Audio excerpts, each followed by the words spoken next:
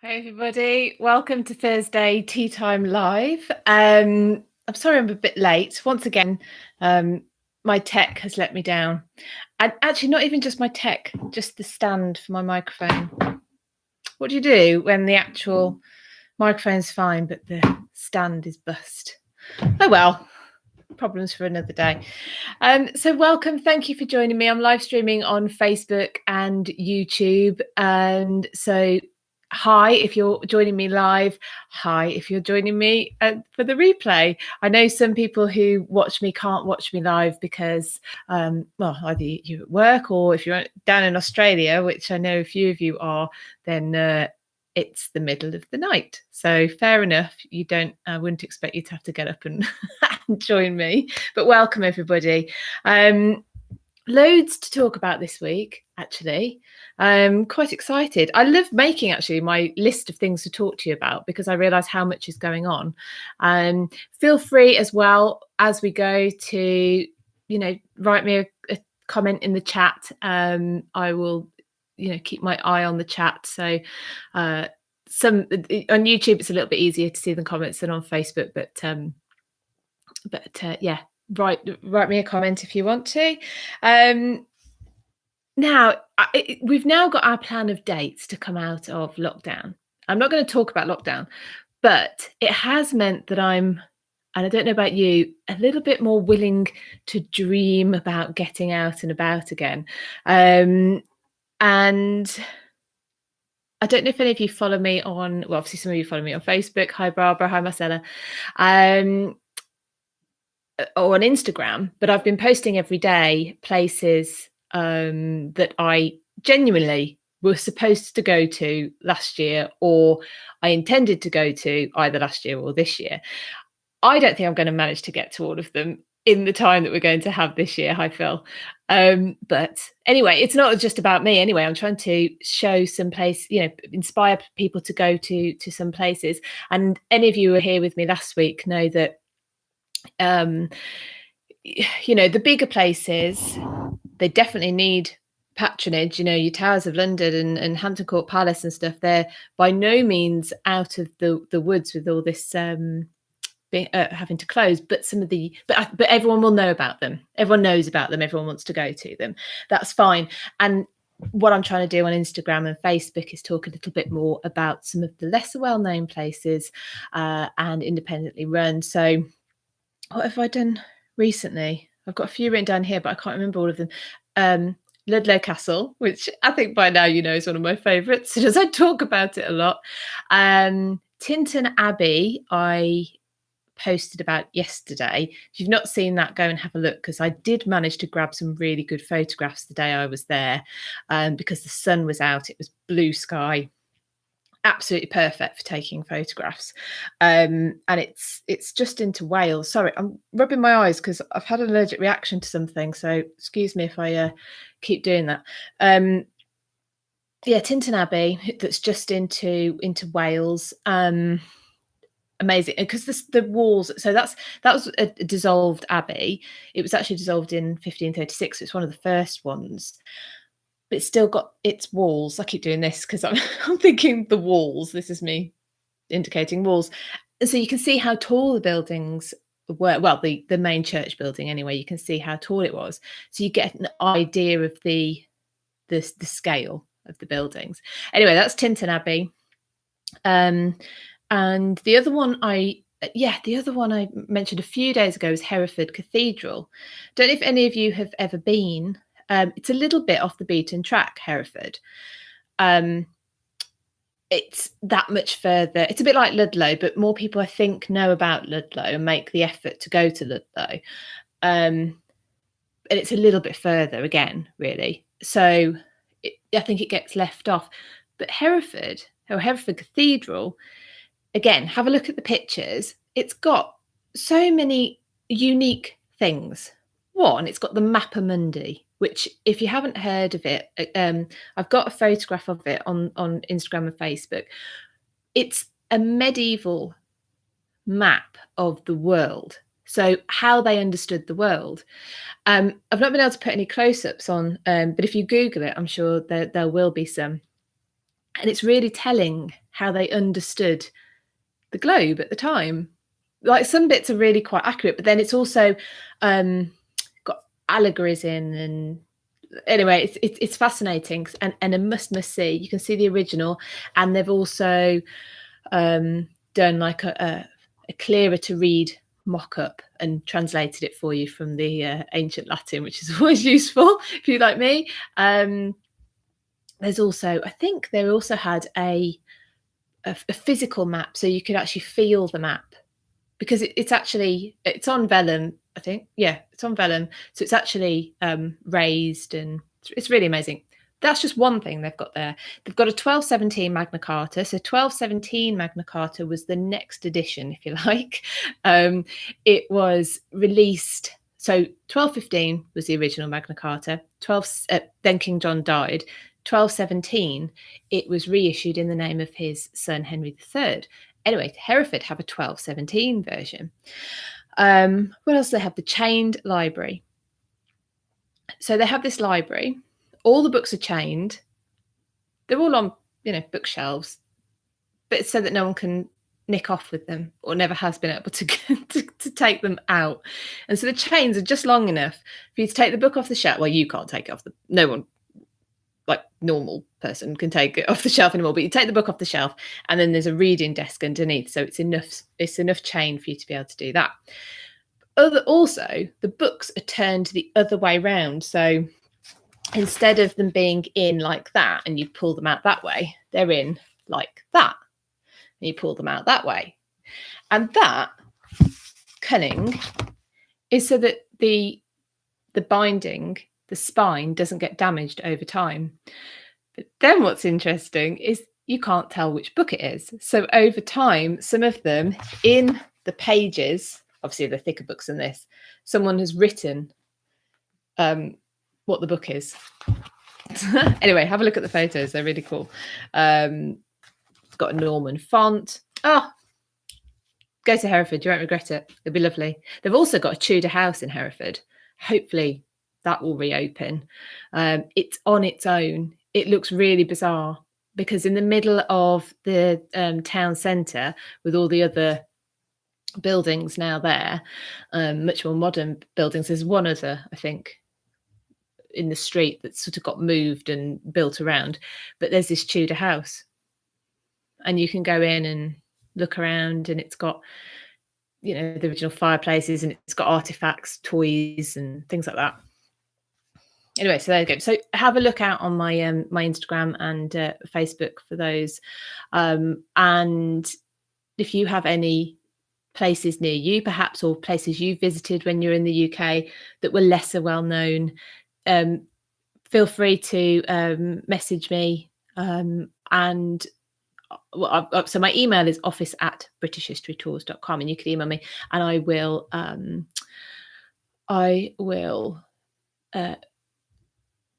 put them on my Instagram and Facebook, because I think it's important, especially now, to help promote some of our lesser well heritage sites. Stephen says it's a shame many valuable books have had pages stolen. The British Library had a huge problem in the past with people stealing maps from books. There's a thing about maps, isn't there? Does anyone else have a thing about maps?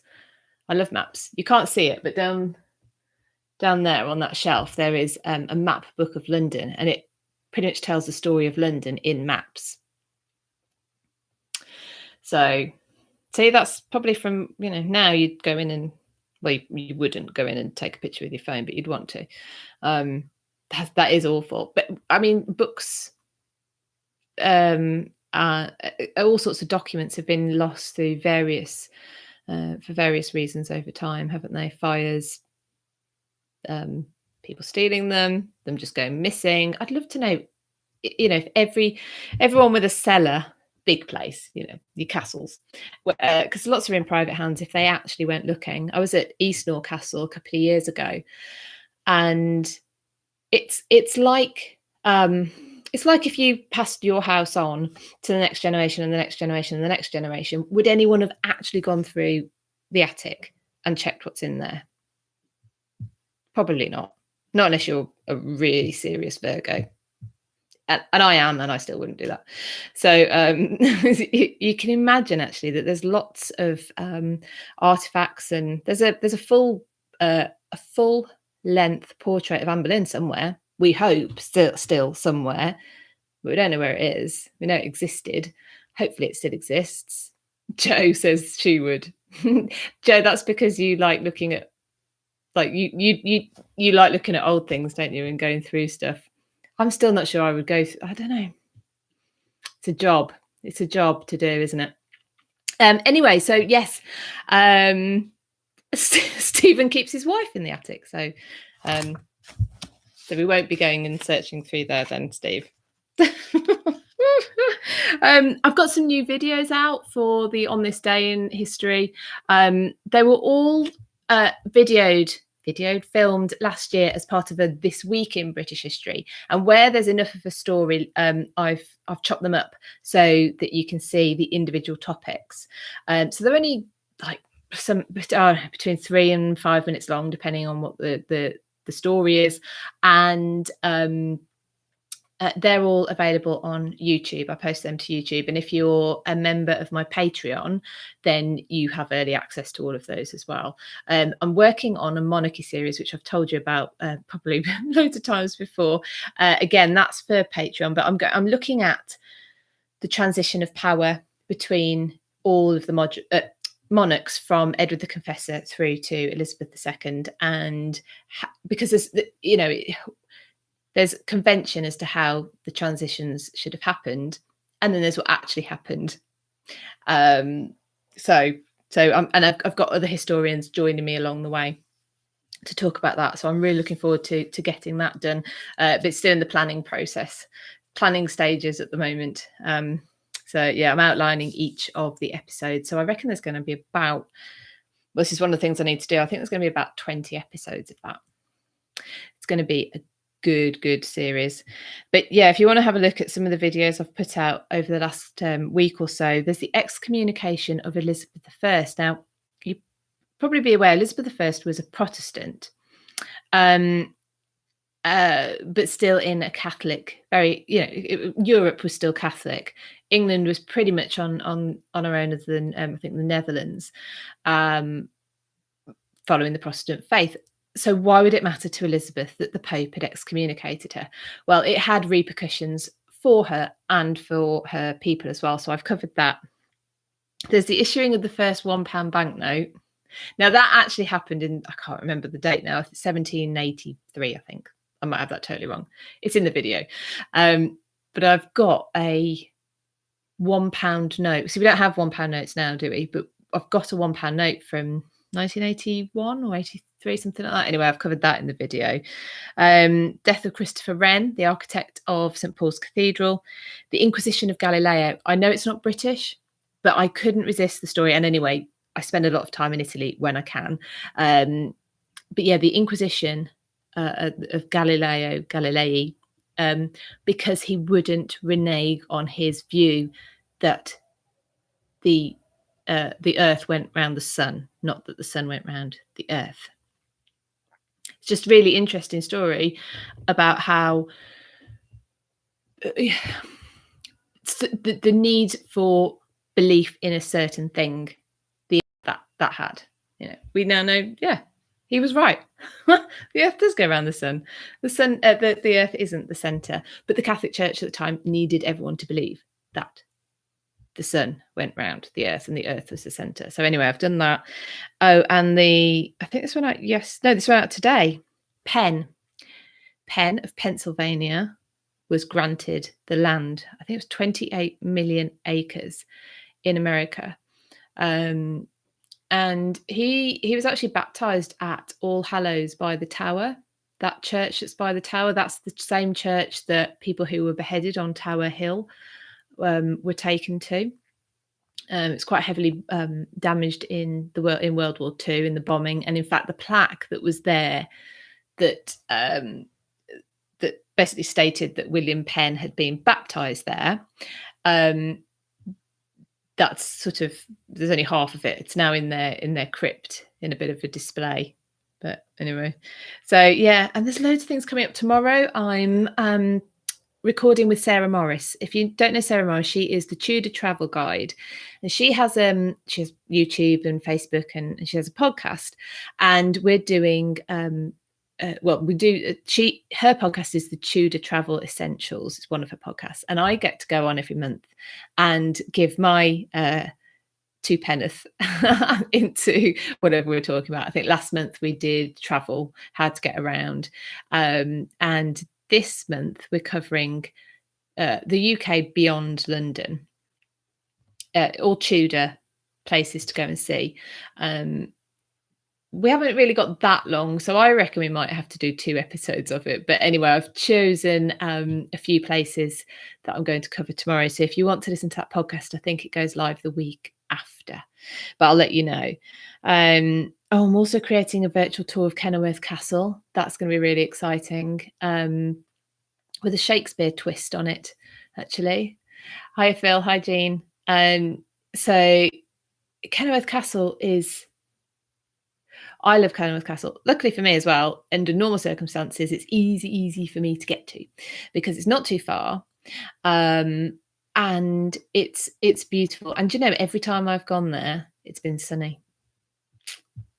That does not happen to me everywhere else, I can assure you. But yeah, so I'm doing a virtual tour for a lady from a Shakespeare Society. So I'm really looking forward to doing that. I prepare it but deliver it live. Would he have been related to Sybil Penn? Steve, I don't know who Sybil Penn is, so my honest answer is I don't know. I know his father was called William, and if you watch the video, it's a debt to his father owed by Charles II that led to William Jr., if you like, being granted all of that land. I've got some more videos coming out as well. I forgot to mention this. So Anne Stuart, Queen Anne, was the final Stuart monarch, and she became queen around this time. Anne's really overlooked, I think. I was quite glad that they did a film about Anne. You know, I don't have favourites, to be honest. I just think that some people need their storytelling. Joe says, you must visit us in Coventry when we can and see St Mary's Guildhall. Oh, Joe, I'd love that. Yes, I would love that. I've been promising to come over and see Joe in Coventry for a long time, and then yeah, I really I think this pandemic actually has given me impetus to. I wouldn't say I was normally somebody who put things off, but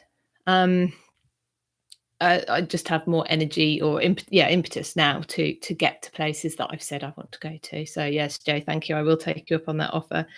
I'm also going to be covering in a video the murder of Rizzio, who was Mary Queen of Scots' personal secretary, private secretary. So look out for that video as well. Anyone saw did I talk about the Mary Queen of Scots film last week? I probably did, didn't I? I did. Anyway, he's the one who got murdered in that film. He did get murdered in real life. And there's a funny story though about how the Victorian room guides tried to add some spice to the story, but I'll let you watch that. We've got Henry VIII's first jousting accident, the 1524 one, where he got knocked out, supposedly got knocked out for 2 hours, and also in this week, Thomas Boleyn, Anne Boleyn's father, died. So I'm covering all of those in little videos. Like I say, they're on the podcast as well. They are on the podcast as well. So they're only short, succinct and informative. There you go. If I was going to summarize them for you.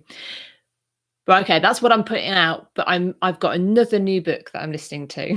Well, so on Audible. Neil Oliver. If any of you like sort of Celtic history, so much more ancient history, he is fantastic. He's been on the TV quite a bit, and he's got a book out called The Wisdom of the Ancients, and he covers all sorts of things in it. But I would recommend that to you if you want something a little bit different from maybe if you just read Tudor or I don't know, another time period.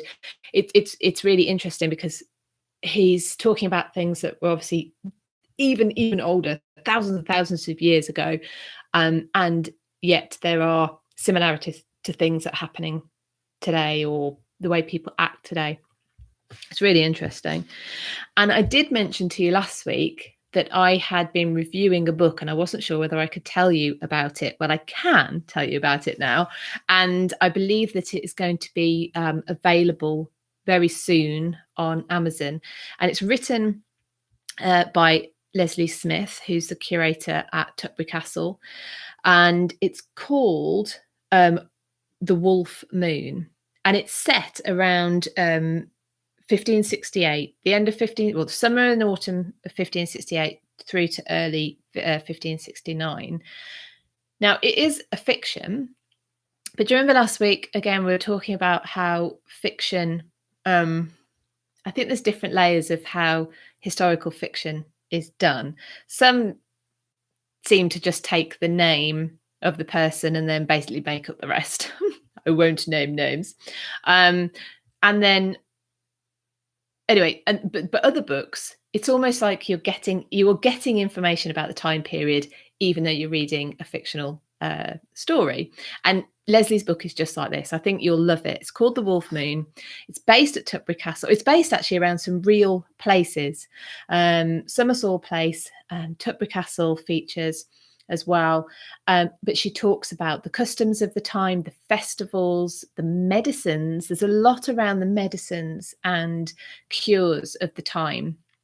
And it's actually, some of that is based on a real life medical book from a Tudor doctor that she has in her possession. So I'd recommend that to you most definitely if you get chance. And when I find it, once it's been launched, I'll post a link so that you can go and look for it. I've got another thing happening that I can't tell you about yet, but look out in the next week. I've got a big collaboration going on that I think you'll be quite excited about as well. And we're always looking for new ways to get history over, and to keep history discussion live, I suppose it would be the way of describing it. So, I often talk about people often say historians are amateur psychologists. Now, I'm the other way around. My degree is in psychology, and then I've come to history as later on. And from that respect, I think there's a lot of history that is up for debate, especially when people talk about motives, personalities. That actually takes me quite smoothly on. I didn't mean to do this, but have you seen the history in the news this week? Barbara might be most interested in this, about the DNA testing on Richard III. Did anybody see about that? So, okay, let's do this. So the headlines were basically, could a royal mystery about to be unravelled? DNA testing on the remains of Richard III could finally tell if he really was an evil king. Whoa, I mean, that's a loaded statement for a start. And it goes on to talk about how scientists at Leicester have managed to sequence the whole of Richard's genome. And then that could give insights into his health and appearance. Well, I understand the appearance side. And I understand, that there's some traits they can get from the DNA. But they also go on, and I think this is pushing it quite a lot, actually. Could it offer clues about Richard's personality traits, such as violent aggression? Well, if it can, should we be DNA testing a lot of people right now? I think it's like, anyway, it goes on it really does whip it up, to be fair.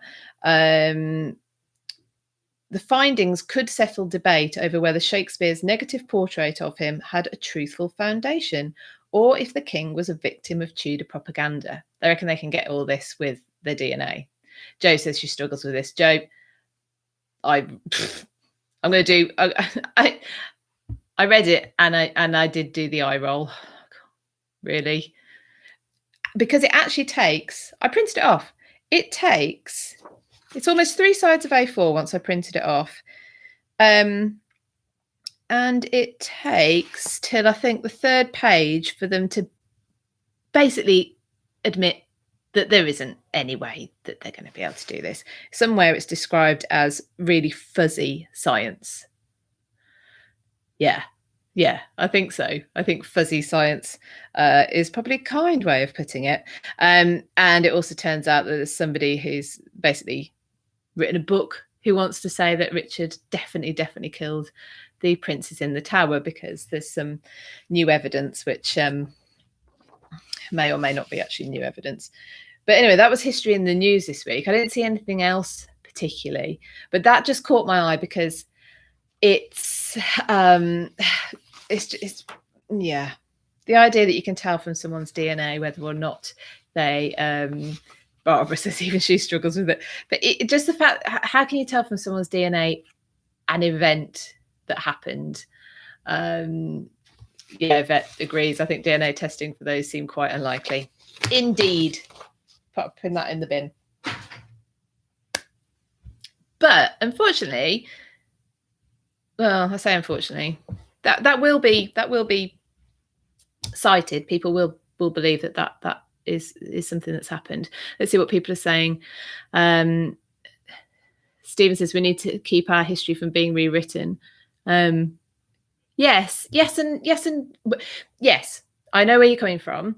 What I would say is we receive history. There's a term called received history, and what is brilliant about this generation of historians is there's a lot of people going back to original sources now.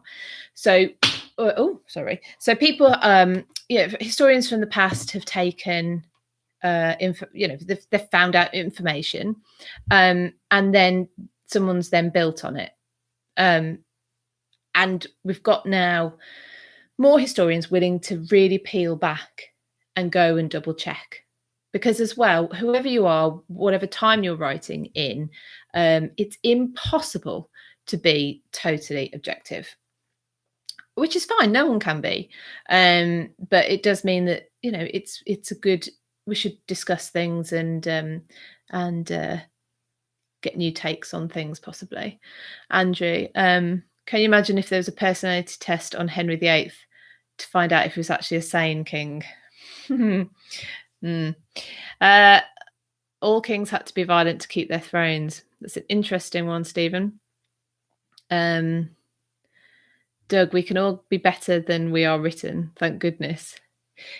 I suppose as well, what we have to think about is that history, by its nature, is reductionist. Is that the right word? Everything has to be pretty much summarised, unless you're Dermot McCulloch and you write about Thomas Cromwell and it's this big. That's on my Audible. I've said before, isn't it? If a book's big, it goes on my Audible, because I would find it soul destroying to look at the size of that book and think that's pretty much the only reading I'm going to be doing for the rest of my life. Barbara says Richard is a prime example of a victim of that. Yeah, the reductionist nature of history and trying to get over a summary. It's all summarized. I mean, think about Henry VIII. We've had Henry VIII mentioned. He's a complex character, and yet it's reduced down to 6 wives. Well, that actually means straight away people think he went one wife to the next, totally missing that he was married to Catherine of Aragon for over 20 years.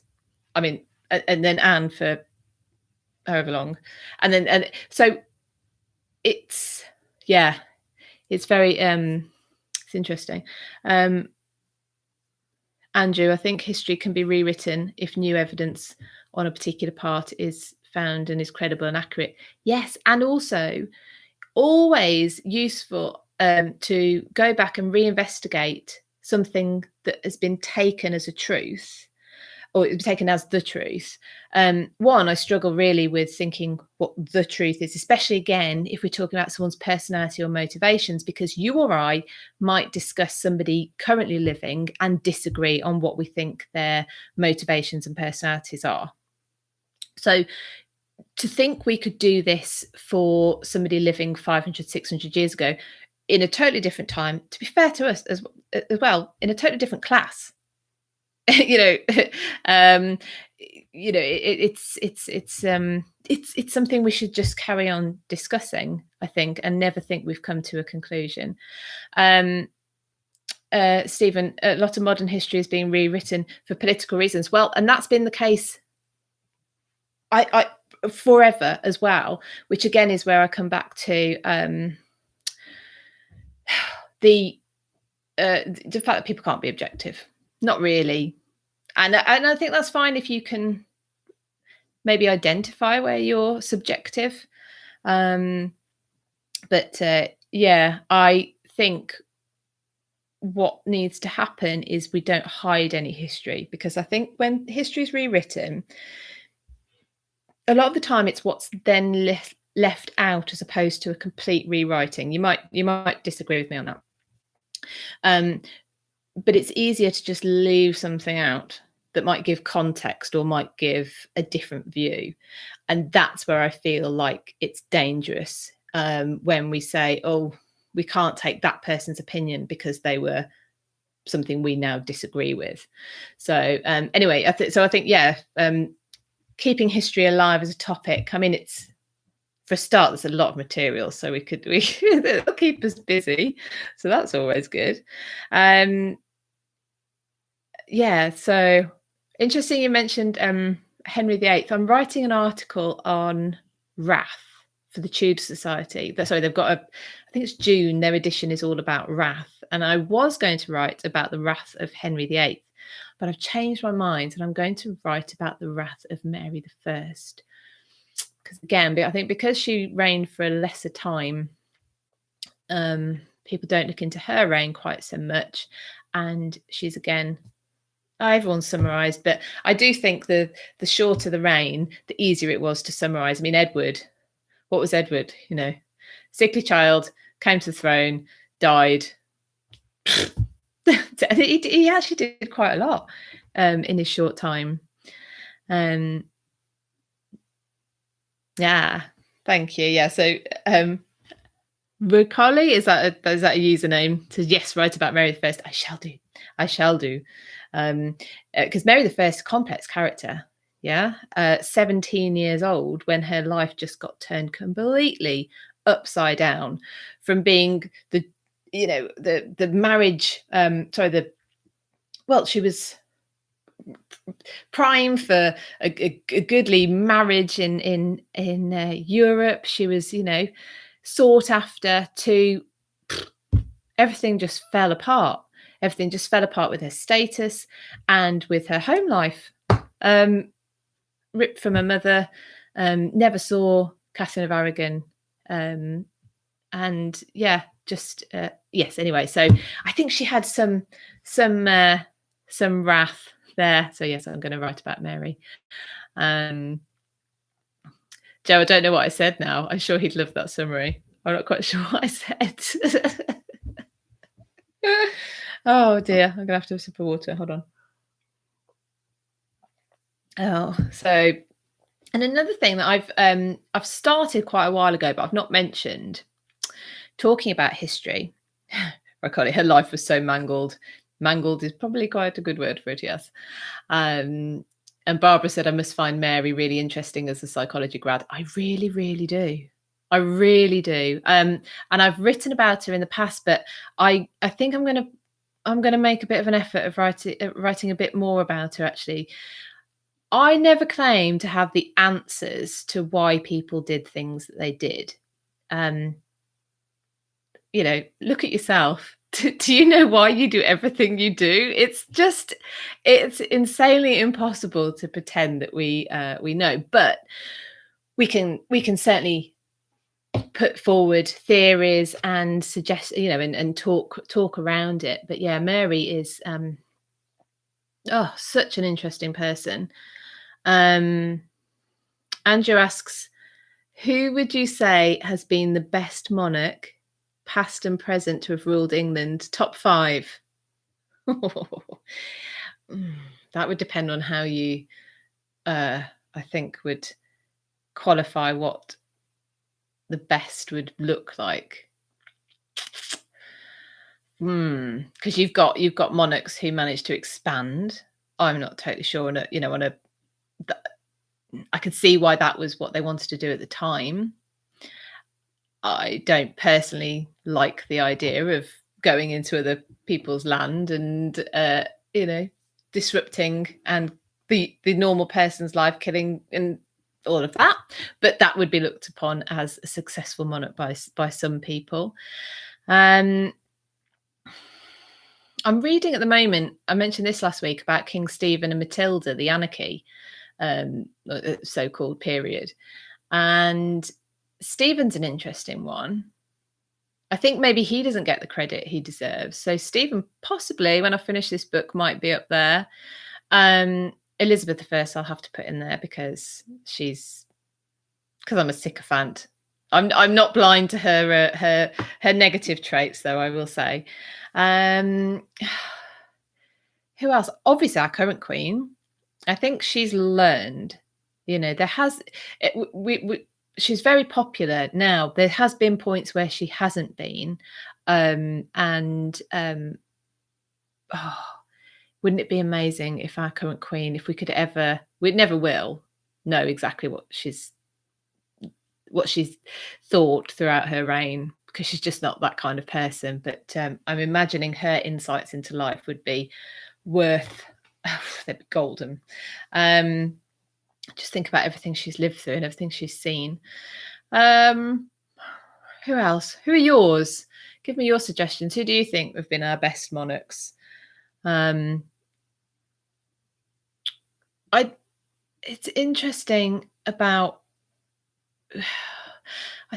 see, because going back to Richard III, he'd started, I believe, to put some legislation in place that was going to help more poor people. So I wonder what would have happened if he'd have been in power for longer. Don't know. Yeah, don't know. I think probably coming up with the worst would have been easier. Doug says George VI. Well, George VI, yeah. So the current Queen's father brought to the throne unexpectedly with the abdication of his elder brother Edward. Gentleman, loving father. Seemed like a really decent guy, decent man. So yeah, probably. I think the more it's easier to come up with the worst monarchs because they're generally a selfish bunch. I think. I don't think that's controversial. Just look at what they did, what their what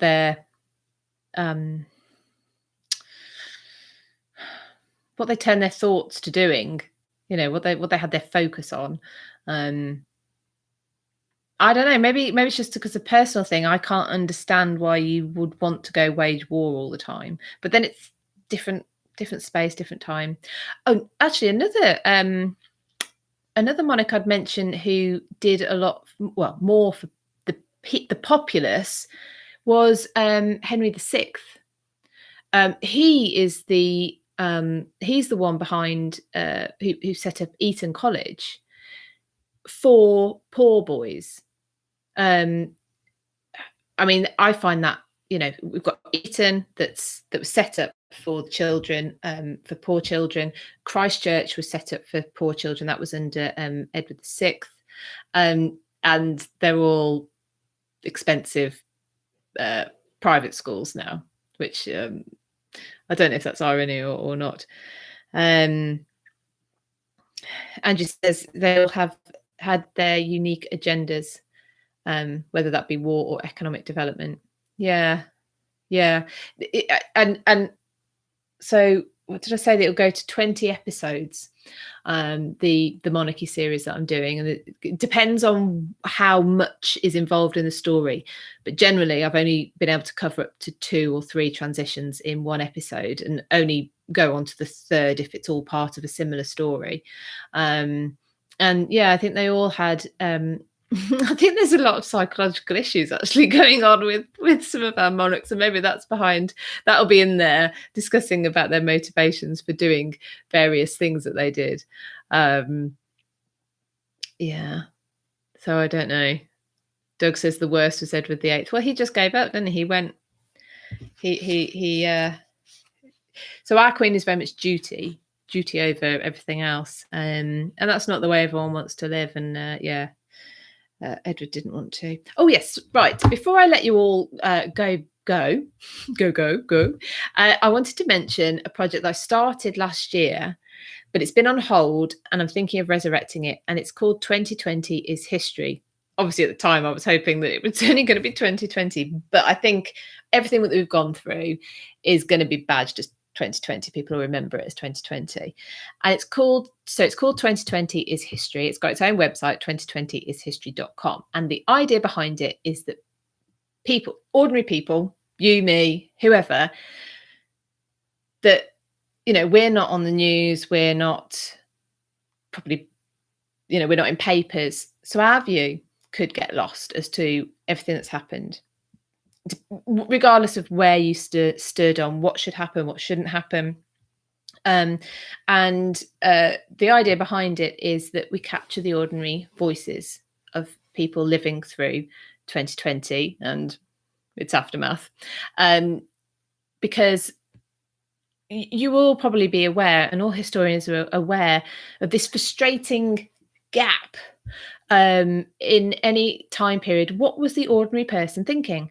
What were the conversations like over the dinner table? What did friends debate and argue about? And I think that we're in a time where we think, because we're all online, that somehow that will just be magically captured. And I think we might fall into the same trap that all our previous generations did. Either, well, they probably didn't have, they thought they had much choice anyway. And we could assume that everything's going to be captured, and it won't. It'll be what made the papers, what made the news, what trended on Twitter, which is very unlikely, I think, probably to be anything that anyone's really thinking about in real everyday life. Anyway, if you're interested in getting involved, you can have a look on 2020ishistory.com. And basically, I'm just asking people to submit just a written. It can be anything from 1 word to 1,000 words, whatever you want to submit. It's as anonymous as you like, so you don't have to put your name on. You don't have to put anything on. If you want to, though, the kind of information that would be useful is where you are in the world, maybe your age, what occupation you had or have, yeah, that kind of information. And there is, if you don't even want to send it from your email address, I found out, this is a bit dodgy, but I can understand why people do it. There are email providers where you just get an email that lasts for a very short period of time, maybe not even a day, so that you can register or send something, and then it just disappears. It means that people don't have to give over their details when they don't want to, which is fine.